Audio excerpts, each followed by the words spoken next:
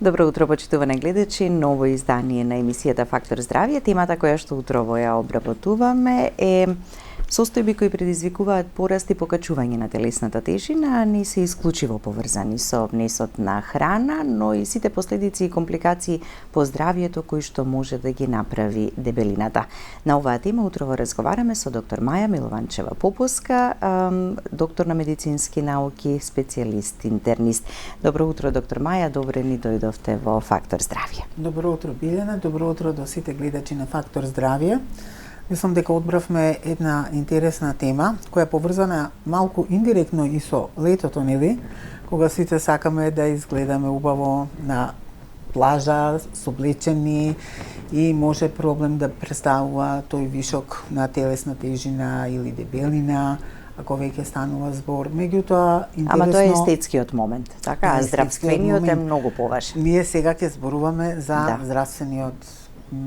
здравствените моменти што може да придонесат за таа дебелина и последиците од таа дебелина. Така, да. Затоа што се повеќе се зборува за дебелината како болест, значи влезена е веќе во Светската здравствена организација како болест и тоа е една хронична, прогресивна болест која се лекува.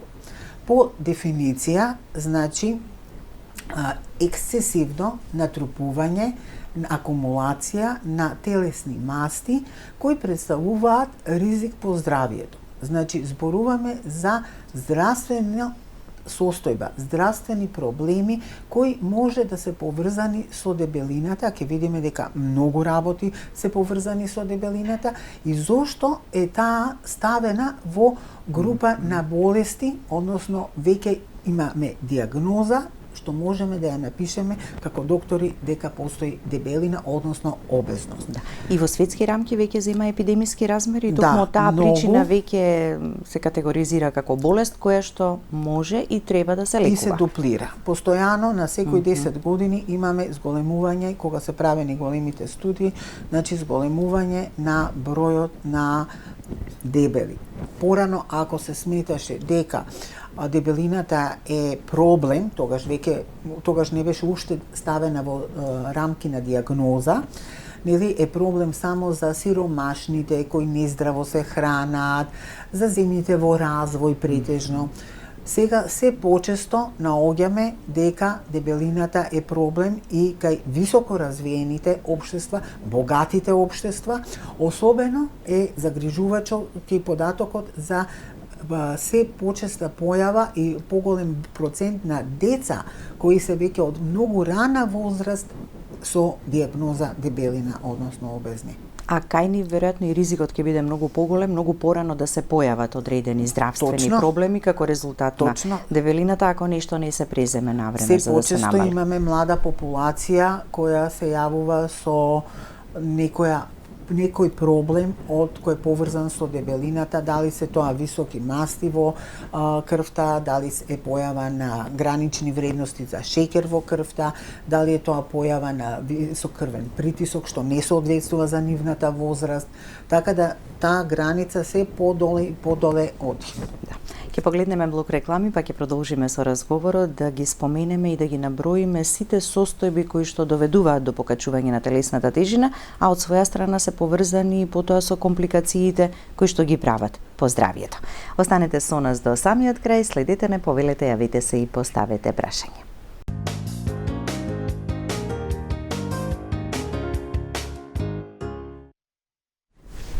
Со доктор Маја Милованчева Попуска, доктор на медицински науки, специјалист интернист, разговараме утрово во Фактор здравје за состојби кои што придонесуваат за покачување на телесната тежина, не се исклучиво поврзани со исхраната и сите компликации и ризици по здравјето кои што може да се јават од дебелината.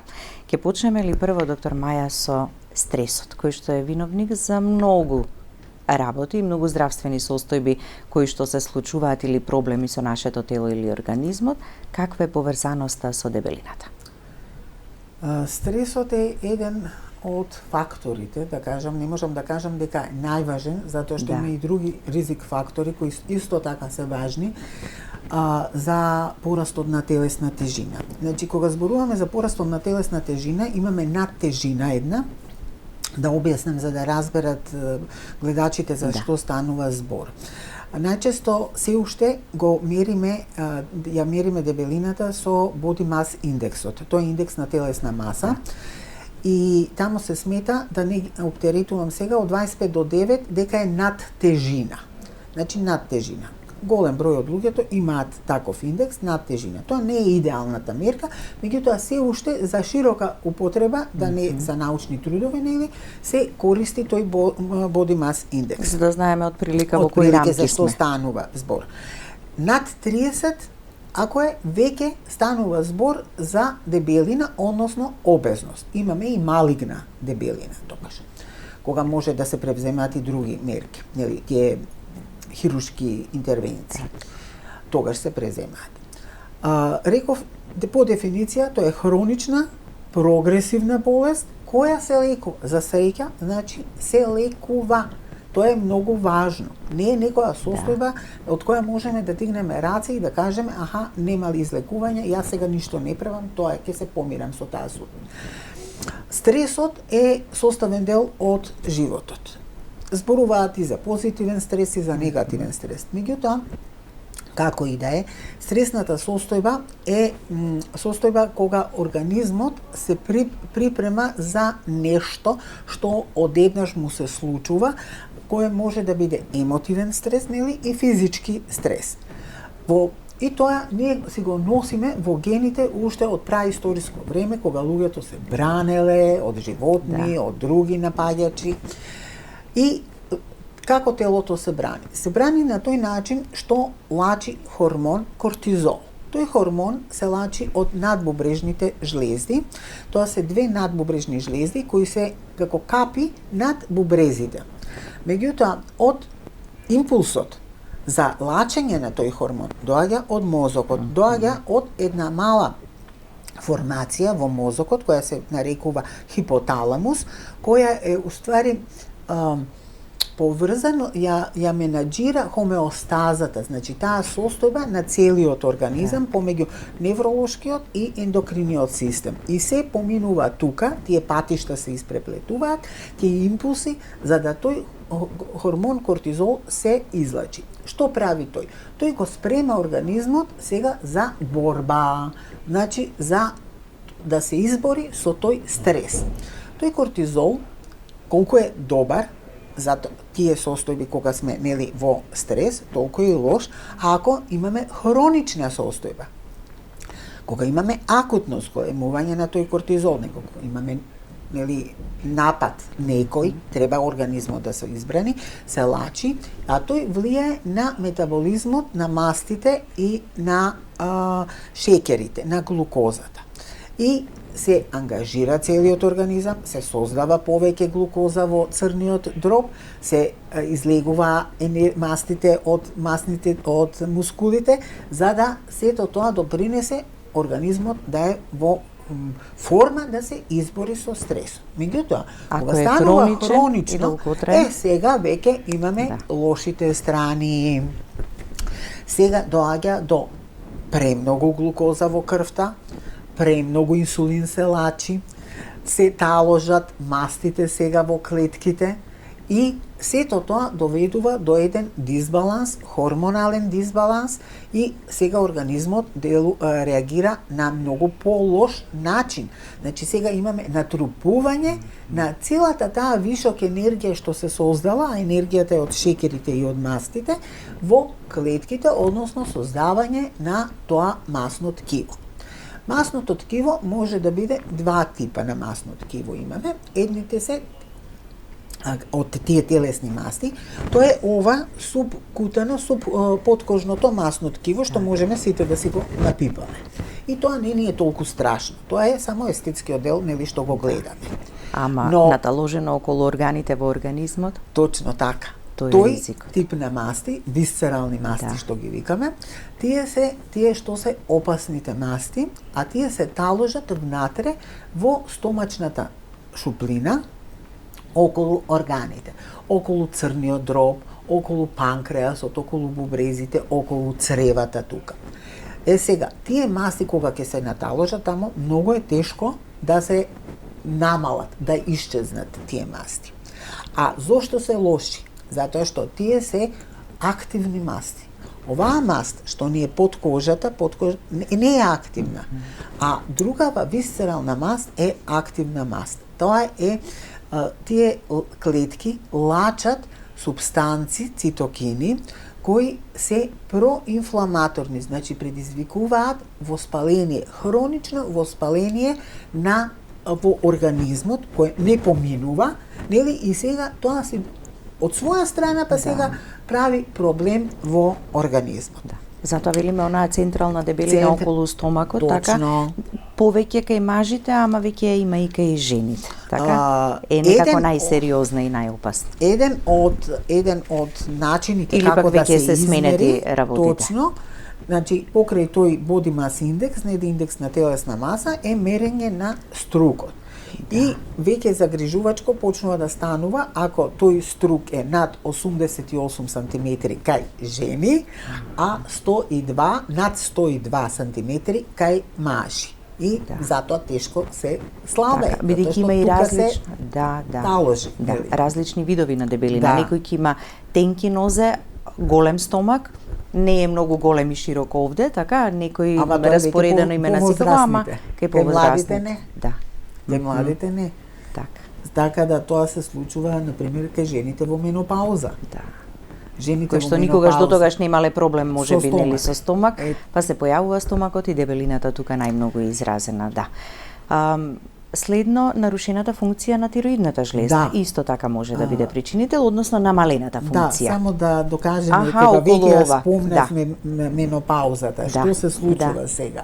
Менопаузата, значи, е нормален природен процес што се создава, што се случува кај жените, кај некого порано, кај некого подоцна, каде што имаме хормоналните промени настануваат, имаме намалено сега естроген и прогестерон, односно и не толку намалено колку е прераспределен тој естроген, и имаме организмот различно реагира на тој хормон кортизол што го спомнав.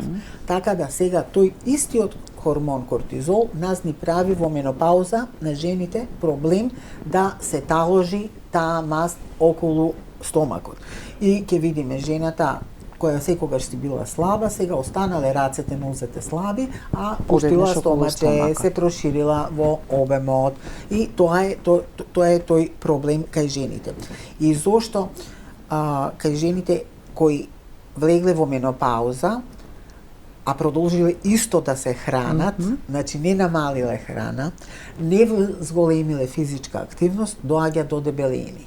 Значи тоа е природниот процес, не е тука ништо патолошко, да кажеме, да, нешто имаш друго.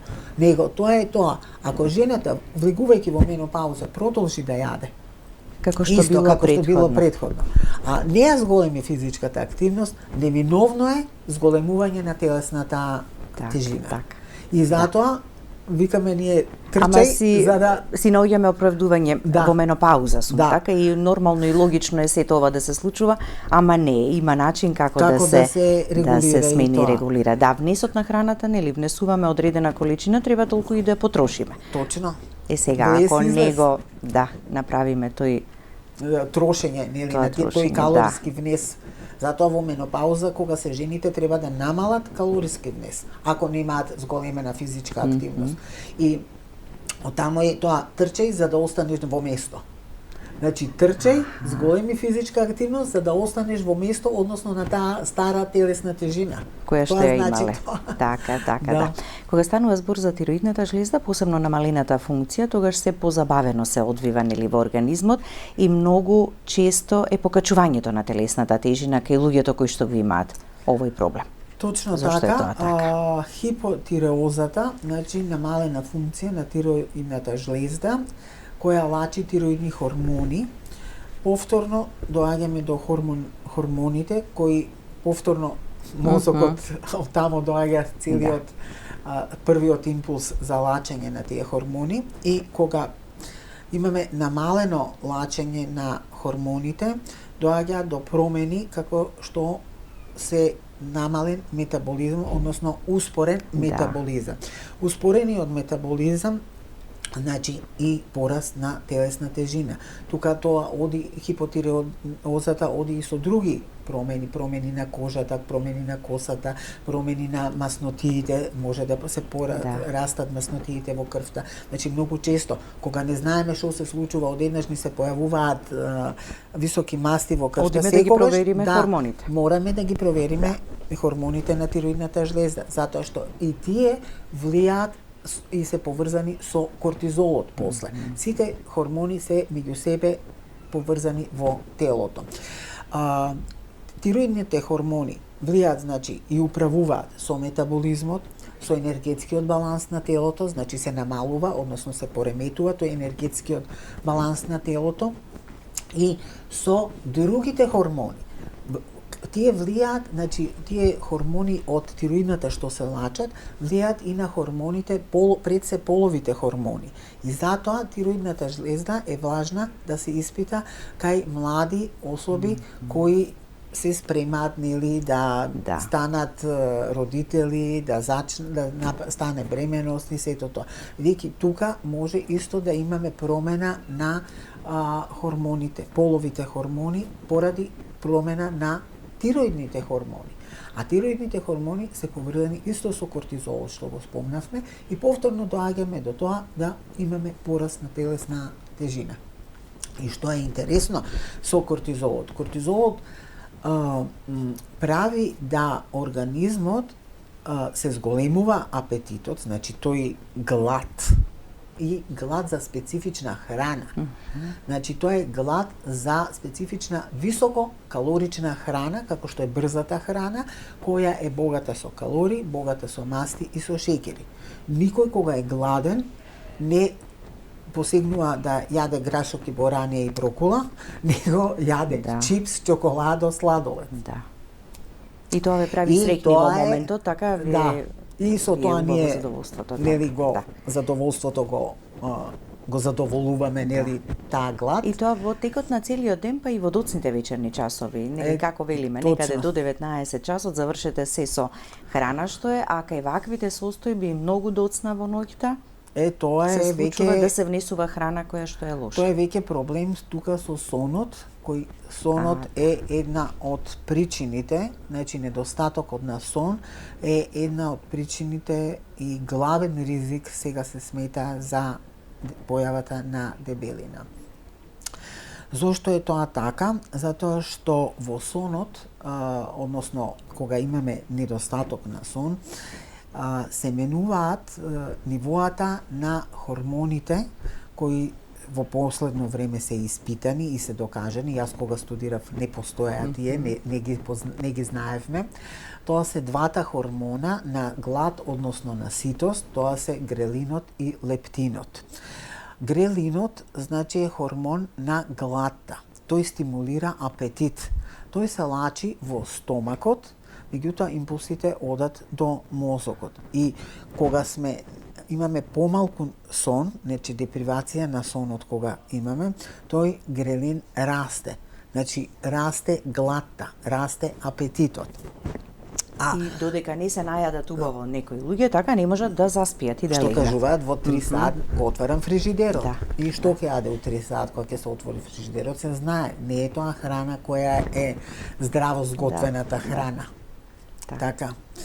А од друга страна се намалува тој хормон лептин, кој е хормон на ситоста, односно кој го намалува апетитот. И имаме сега еден дисбаланс во кога човек е ненаспан, кога тоа неспиењето води и кон други проблеми. Меѓутоа сега да кажам таа дисбаланс, значи, води до тоа да ние сме ноќе гладни, и не само ноќе. Луѓето што работат прва, втора, трета смена, кои немаат регуларно хранење и регуларни оброци, многу често исто се случува. Они проблем да се соочуваат са баве, кога ќе дојде од трета смена се преадува.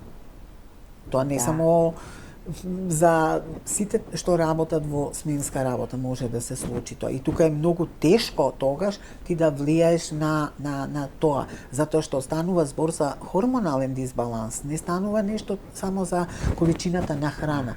Да, човек може свесно да влијае, меѓутоа има и тоа што е во мозокот, во тој хипоталамус, сега одеднаш кога нема различно реагира на сензациите од тие хормони, пред се од лептинот, кој рековме дека ја регулира ситоста, нели? И сега тој хипоталамус, односно рецепторите во тој хипоталамус што е во мозокот, не реагираат соодветно. Значи, намалена е нивната, пореметена е нивната ефикасност на тој лептин, што треба да не држи, нели, чувството на ситост, да се намали апетитот. Значи, добар и квалитетен сон и како ни е потребен, нели, за целосно функционирање на механизмот. Да, и за целосно, затоа што, ако сме ненаспани, од друга страна сега имаме не само ово што е хормонално, него ние сме и уморни. Да. Има замор, малаксалост и се намалува желбата, односно мотивацијата и за физичка активност. Кој сега ќе вежба, кој сега ќе се движи, кој сега ќе излегува, кога мене ми се спие и сум уморен, и сум ненаспан, и семје. А од друга страна се јавува и стрес. Значи, недоволно сон води и кон стрес. Стресот повторно се поврзано се поврзува. И на крај сите како да се вртиме во еден круг од кој што нели мораме да го најдеме излез. И новите лекови што се сега достапни за лекување на дебелината, како што рековме, нели, хронична, повторувачка, но и состојба која се лекува, влијаат на тие хормони, на тие два хормони. Покрај другите, нели, што ги имаат функции и дејства, активности, нели, акции на тие делуваат и на овие два хормона, односно делуваат на промените што настануваат во мозокот. Односно да се намали таа желба за храна и да се зголеми тоа чувство на ситост. Така. И побавно се празни желудникот делуваат, така да имаме подолго време чувство на ситост, дека не сме гладни. Така. Некој кој што се соочува со проблемот со дебелината, ќе рече невозможно е да ги намалам килограмите, сум пробала, не можам, не успевам, меѓутоа тука е важна и улогата и на лекарите, кога пациент оди за каква било друга здравствена состојба, кога ќе го видите дека има покачена телесна тежина, веројатно многу би значело кога би успеале да допрете до него, до пациентот, да му кажете кои компликации, кои здравствени состојби може да го нарушат неговото здравје, за да почне од некаде да размислува да ја намалува тежината. Тоа е доста тешко и освен едукацијата и информираноста и она за што нели велиме веќе повеќе зборуваме и по медиумите. Тоа е информацијата, нели, едукацијата и сето тоа, меѓутоа треба да дојде и до свесност дека дебелината е болест и свесност дека дебелината има компликации, односно има несакани последици кои може на 20-30 години да не се толку изразени, меѓутоа има состојби кои ќе ги спомнеме, каде што на таа возраст се исто важни, а се поврзани, нели, со дебелината, меѓутоа со возраста тие компликации се повеќе после 40 година, независно дали станува збор за мажи или жени, се зголемуваат. И тука е улогата на докторот, особено за матичните доктори, кои треба да им укажат, да им посветат внимание на пациентите и ние како интернисти, нели, другите доктори, дека проблемот може да се реши свесно, меѓутоа прво треба да се јави свеста дека има проблем кој треба ние да го решаваме и после да бараме начини на кои ќе го решаваме проблемот. Дали ќе биде тоа таблети, дали ќе биде диета некаква специфична, дали ќе биде само физичка активност. Значи, сите тие работи треба после да ги решаваме заедно со пациентот. Но прво треба пациентот да му дадеме знаење дека тоа е ризик фактор за понатамошниот живот. Нели зборуваме и за долговечност сега, меѓутоа за здрава долговечност, не за исполнета со болести. Така да. Бидејќи несаканите ефекти кај дебелината се многу сериозни. Да. Ќе погледнеме уште еден блок реклами, доктор Маја, па ќе продолжиме понатаму. Останете со нас до самиот крај.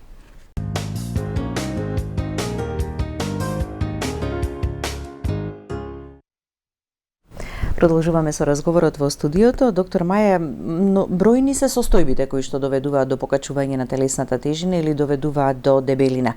Синдромот на полицистични јајници. Како е тоа поврзано? Да, полицистичен оваријален синдром, порано се викаше, меѓутоа сега има ново име и се нарекува полиендокрини метаболен оваријален синдром. Затоа што станува збор повторно за поврзаност на тоа ендокринолошките или хормоналните промени и поврзано со метаболизмот. Така да во тој полицистичен оваријален синдром, како што порано го викавме, или полицистични јајници, меѓу народот се знае тоа име. Што се случува? Се јавува кај млади женски особи и оди со нерегуларна менструација, нередовни менструации, може да се јават неколку месеци да нема менструација, па да се јави менструација, да немаме регуларни овулации, односно создавање на јајцеклетки, да имаме ановулаторни циклуси, да тој месец има менструација, да нема овулација. Тоа се може да доведе и до проблем потоа со плодноста, нели, на жената. И се јавува состојба која се нарекува инсулинска резистенција. Таа инсулинска резистенција повторно инсулинската резистенција станува се по поим кој се почесто го слушаме и го читаме и е поврзан и со кортизолот, поврзан и со сите други хормони, нели, сите се на некој начин нанижани во тој метаболен синдром. Што значи тоа? Инсулинската резистенција е појава кога резистенција значи отпорност. Кога организмот, односно клетките на телото, стануваат отпорни на инсулинот. Што да објаснам, значи имаме оброк, се јаде, независно дале што сме јаделе, меѓутоа, посебно ако имаме со заситени јаглени хидрати, заситени масти, јаглехидрати и сето тоа, тие јаглехидрати, односно таа глукоза во крвта расте. За да таа крв се обработи, се од панкреасот лачи инсулин. И инсулинот сега допринесува да таа гликоза се обработи во клетките, значи да влезе во клетката и клетката од глукоза, од шеќер, да направи енергија. Тоа е уствари функцијата нејзина на глукозата, да создаде енергија. И сега тие клетки стануваат отпорни на тој инсулин. И во даден момент може да се случи да во организмот имаме во крвта и висока глукоза и висок инсулин, бидејќи тие клетки не реагираат, едноставно не реагираат. А таа инсулинска резистенција е поврзана, значи, и со тие метаболни процеси, со тоа таложење на масти и појава на дебелина. Со многу од состојбите кои што не ги спомнаа. Да.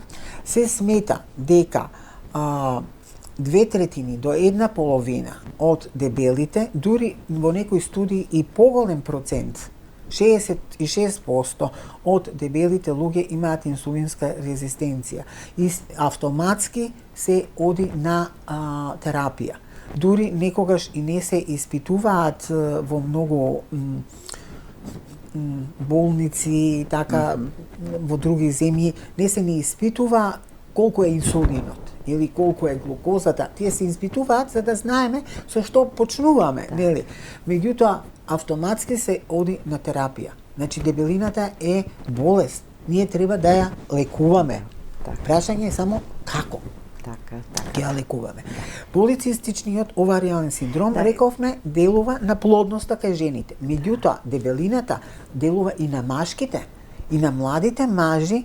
Дебелината влијае на прво сексуалната желба, на либидото и кај жени и кај мажи влие кај мажите на сперматозоидите, на сперматогенезата, на тоа какви се и колкав број на сперматозоиди имаме. Така. И се повеќе се споменува дебелината нели како причина или ризикатор, за неплодност, па намалување на тежината, па потоа нели да се почне целиот тој процес, дали е инвитро, дали е природно зачнување, така и ред други работи. Имаме двајца гледачи, само да ги слушнеме прашањата. Добро утро, повелете. Добро утро. Дали се слушаме? Да, ве слушаме, повелете. За гласта. Кога некој станува ноќе, тој не е сам. Медицината тоа треба да го забележи, дека во машки хормони се мешат и женски хормони. И тогаш или кај жената се мешат машки хормони и таа е она глад, кој едниот го тера да јаде, другиот не му дава. И тоа е во суштина, како да кажам, како некој што сакал да направи едно умие, еден мозок. Ама така, не може. Добро, ве разбравме убаво, ви благодариме за јавувањето, едноставно сакавте само свое видување, нели, гледачот да си даде за дел од овие работи. Точно така, како ние и жената има машки хормони и има тестостерон и мажите имаат женски хормони, така да тоа стои секако. Ама работава е да го најдеме начинот како доколку некој се соочува со ваков проблем да го реши, да го слушнеме и следното јавување. Добро утро, повелете. Ало? Ве слушаме, повелете. Само да го намалите тонот на телевизорот за да можеме убаво и да се чуеме и повелете со прашањето. Бака, добро утро. Добро утро. Ве поздравувам вас и гостинката. Ви благодариме. Јас сум пациентка на патофиза, веќе 32 години. Тироидна жлезда немам, извадена ми е тогаш, 92 година. И сега сум на терапија, поранеше бобенол, денес е уторак, што знае докторката. Овие сите метаболни промени што ги спомна, во моментот ги имам неколку години наназад, ке речам, а сите наоди се наводно добри. Во однос на тироксинот, тиролобулин, се што се испитува на патофиза, таму сум пациентка, значи со години, а јас имам проблем со несоница особено. Значи не знам што сум од мелатонин, од магнезиум со мелатонин, значи се сум. А дали имате проблем со тежината или не? Значи тоа сакам да кажам, и тежината, и несоница, сите метаболни промени што ги спомнавте, значи ги имам, а резултатите се добри. И на терапија сум исто, со постојано по 100 земам, знае докторката, по 100 милиграми. Во почетокот ми менуваа терапија, нормално дека се најде вистинската, и се дали ова вистинска терапија за мене, кога резултатите се наводно добри. Така, добро, јас имам сите овие... Така, јас извинувам што ве прекинувам, ама во интерес на времето, ви благодариме за јавувањето и за она што ни го кажа гледачката, што би ја посоветувале доктор Маја? Бидејќи сите резултати од тироидната жлезда се добри со дозата на лекот што се прима, значи тука не треба никаква промена во тераписки смисол за тироидната зборува. А овие проблеми што ми ги кажавте сега, убаво е да ги разговарате со докторот на патофиза што ве води, за да може заеднички да видите дали има проблем некој со другите хормони. Дали може би треба да се испитаат другите хормони за да се види дали они придонесуваат за овие несакани ефекти што ги имате откако е извадена тироидната жлезда. Затоа што рековме дека тироидните хормони влијаат на сите останати хормони. Така да јас тоа дополнително само да се направи. И разговор со докторот што ве води. Така, да. Да го слушнеме и последниот гледач. Добро утро и за вас, само ќе ве замолам ако може пократко прашањето, бидејќи немаме доволно време. Добро утро. Добро утро. Поздравувам докторката и вас. Ви благодарам. Мене ме интересира, јас без порано слаба, 55 кила, сега сум 75 кила. Како можам да да ослабам, дали може на нека природна база, лекарства, нешто да земам, затоа што сум оперирана, имам 3 бајпаси. Шекерот ми е 6, немам тироидната жлеза ми е во ред. Се ми е во ред, ама навечер многу ми предизвикува глад. Обично навечер јадам, сега пример еве на сабајле не можам да не јадам до 3 сато. После тоа Така, да. Да, ви благодариме за јавувањето. Да, прво нешто што се исклучи гледачката, да. Прво нешто што треба веројатно да направи, да не вечера, да не јаде навечер доцна. Да, може би тоа ќе биде првиот чекор. Лесно да се каже. А тешко е да се примени. Тоа се навики кои Да, луѓето да. ги имаат создадено со години. Ако особата е повозрасна и ако е веќе влезена повозрасна, мислам влезена во менопауза, значи може точно да се случува тоа што го зборувавме за менопаузата, да настане тој хормонален дисбаланс и пораст на телесната тежина, затоа што скоро 20 килограми е порастот на тежина, отприлике 15 сигурно беше. 50 и нешто, нели до 70. До 70 и нешто. Така. Така да, треба со доктор да се седне и да се направи план кој е индивидуален за секого, значи да се види дали прво со промена на навиките, што е многу тешко, повторно ќе кажам, да се постигне некакво почетно намалување на телесната тежина. Односно, навика во оброци, колку оброци треба да има, какви оброци да бидат, кој тип на храна тоа треба да биде, за да се потикне сопствениот базален метаболизам, а не да биде само храна која е висококалорична, ни пречи на некој начин и допринесува за порастот на тежината. Така, да. Затоа што не секоја храна, значи, исто делува. Да. Високо...